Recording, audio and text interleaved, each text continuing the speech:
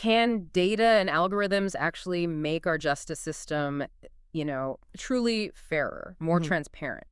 Or, and this is the flip side, do they risk undermining the very independence of our judges? That's the big question, isn't it? Yeah, it's this profound tension we're diving into today. We're going to explore this critical balance. We've got recent research, actual court reports, and some background on how legal minds traditionally work. Exactly. And this deep dive, we're really going to unpack how data analytics is, well, it's rapidly moving into mainstream legal decision-making. It seems to be everywhere. It is. Courts all over are striving for improved effectiveness, consistency, and openness. So we'll explore the tools they're using, the huge promises they make, but also the significant philosophical, ethical, and legal questions that come up as they get integrated. Okay, so our mission today is to pull out the most important insights from all this material. We want to help you understand this crucial balance courts are trying to strike as technology just keeps marching on. All right, let's unpack this a bit. Now, before we jump headfirst into the data side, maybe we should touch on how legal analysis traditionally works. For a judge or, any legal professional, it's not just gut feeling, right? Oh, definitely not. Legal analysis is a structured process. Yeah. It's about breaking down legal issues to really understand their implications and, crucially, reach a reasoned conclusion. It's fundamental, especially in areas like civil litigation. Right. And the core framework, many will know it as FIRAC, or sometimes just IRAC. FARAC, facts, issue, rule, application, and conclusion. Yeah, break that down for us quickly. Sure. So, facts. That's about identifying what's actually relevant, the events, circumstances, evidence, sorting the critical stuff from the noise. Okay. Then issue. Boiling down all that complexity into the central legal question, or maybe questions. This guides the whole analysis. Makes it. Rule. This is identifying the governing laws. Could be statutes, case law, regulations, other legal doctrines. It provides the legal framework. And you generally present these clearly, often, hierarchy matters constitution, down to secondary sources. Got it. Application. Okay, this is where the legal reasoning really comes alive. You're applying those rules you found to the specific facts of this case, making logical connections, building a persuasive argument. It's the core of it. Exactly. And finally, conclusion, a concise summary, a clear answer to the legal issue, all supported by the analysis that came before. So it's a very step-by-step process designed for consistency, for logic. And there's also that principle, stare decisis, right, where courts follow previous decisions. Literally, stare decisis respecting precedent. That's absolutely key for maintaining consistency and predictability in the law over time. Okay, so given this very human-centric, structured approach, this is where it gets interesting. Judicial institutions are increasingly looking towards and sometimes actually using data analytics. We're talking things like, case management software, sentencing algorithms. That's right. Sophisticated case management, algorithms to help with sentencing decisions, even predictive analytic platforms that try to forecast outcomes or risks. So why the shift? What's driving this tech adoption in what's historically been a pretty formal, maybe even slow-moving system? Well, it really boils down to the system's need for efficiency, for consistency, and ultimately for a just application of the law. Data analytics claims it can help judges figure out if a defendant is likely to reoffend, for instance, or check if a proposed sentence is, in line with what's been done in similar past crimes, or even just spot irregularities in sentencing patterns that might indicate a problem. So the proponents, they're essentially saying this tech boosts transparency and consistency. Yes, that's a huge part of the argument. Supporters believe it helps judges be held accountable. It can reveal systemic problem areas that need fixing, lead to necessary changes, and importantly, improve public trust. How so? Well, the idea is, by analyzing patterns in past decisions, courts can become more open, more understandable, and more accountable. This can help reduce those allegations of arbitrariness you sometimes hear. Okay. And in some places, automated tools like certain automated sentencing systems have actually led to demonstrably greater consistency in sentencing outcomes. Interesting. Let's maybe look at some real-world examples then. We've got a report here from the Indiana Court Improvement Program. What's that about? Right. The Indiana Office of Court Services runs this program, the CIP, with federal funding. Its main goal is pretty clear: improve safety, timely permanency, and the well-being for kids and families in child welfare cases. Important work. Absolutely. And their recent FFY 2024 report uses data based on a guide called the Court Performance Measures in Child Abuse and Neglect Cases Technical Guide. So very data-driven. And what does that data tell us? Is it working? Are they seeing results? According to their report, yeah.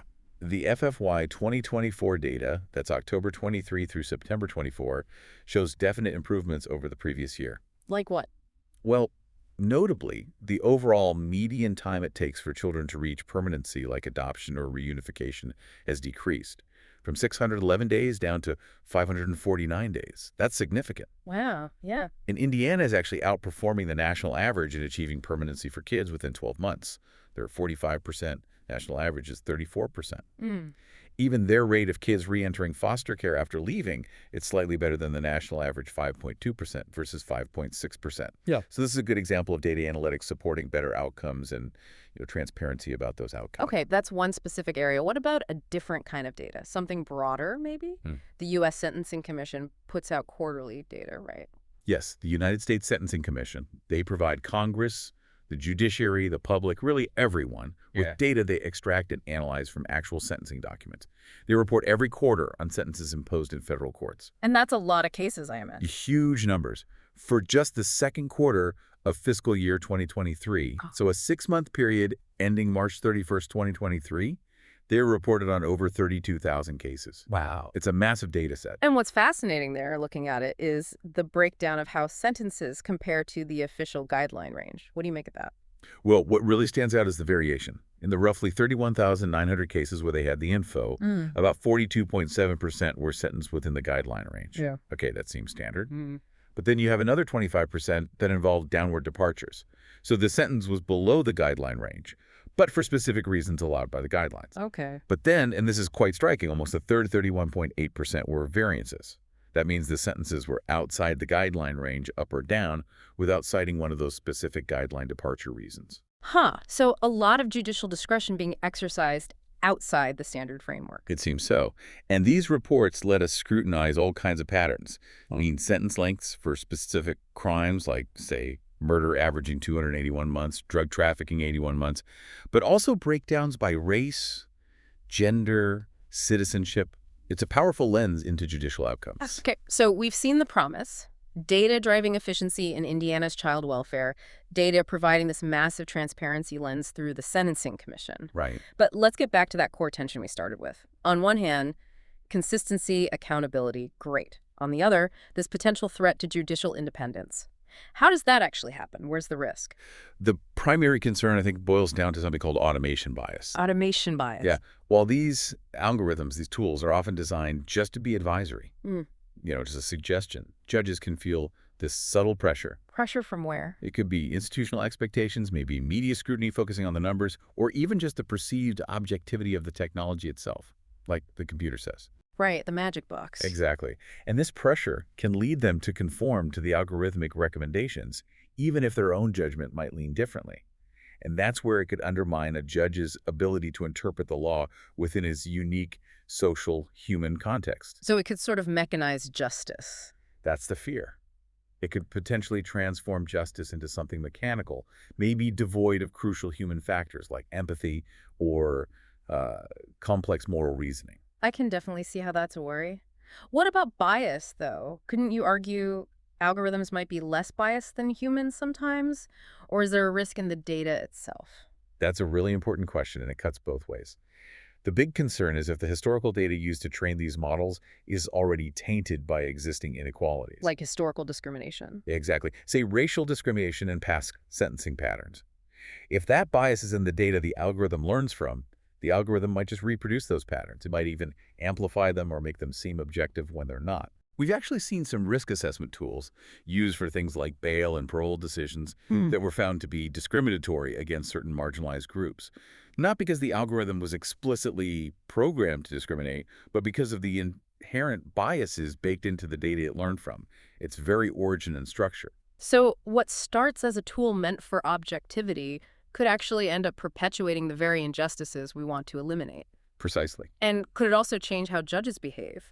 Knowing their decisions are being tracked, quantified, maybe publicly evaluated like those sentencing reports? That's another real risk. This idea of sort of performative judging, where judges might perhaps subconsciously modify their behavior to align with quantitative assessments rather than focusing purely on the legal reasoning for the specific case in front of them.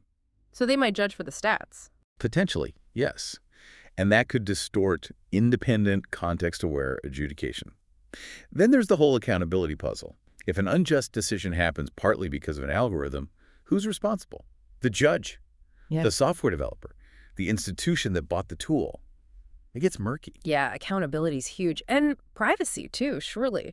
You mentioned risk profiles. Oh, absolutely. Courts are increasingly using very personal data, social media activity, financial records, behavioral patterns to build these predictive risk profiles. That sounds invasive.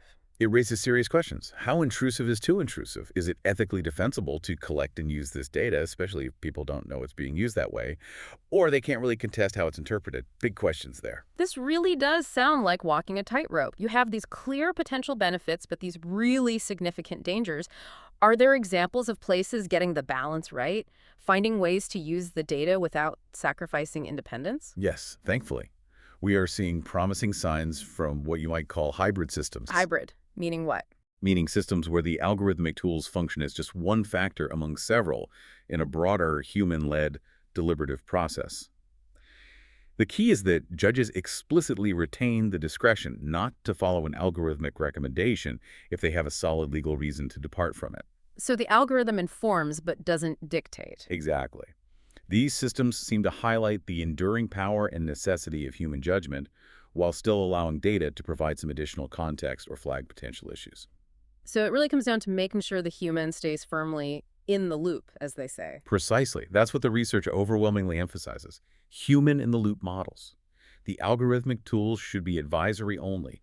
All the final responsibility, all the accountability has to rest with the human judges. And transparency in that context means more than just publishing the outcome. Yes, transparency needs to cover the process. Not just the final decision, but documenting how the decision was reached. That includes explicitly noting when and why a judge deviates from an algorithmic recommendation. That documentation itself strengthens human discretion while also allowing for meaningful scrutiny. Okay, human in the loop, clear documentation. What other safeguards are needed to make this work fairly and effectively? Well, regular auditing and strong ethical supervision for these algorithmic systems are crucial, non-negotiable, really. Auditing for what? Bias. Yes, periodic bias testing is essential. Also, transparency about how the algorithms were actually formulated. We need to understand how they work, not just treat them as black boxes. And there need to be clear procedures for people to appeal or challenge decisions they believe were based on biased or flawed algorithmic input. Makes sense. What about the judges themselves? Judicial training is absolutely vital. Judges need to learn how to use these analytic tools critically. They need to understand the algorithm's basic setup, what data they're using, how biases can creep in both in the data and the model, and critically, the limitations. Where do these tools perform well and where do they fall short? So equipping them to be informed users, not just passive recipients. Exactly. The ultimate goal here should be that data analytics serves as a tool to strengthen the justice system, not weaken its foundations.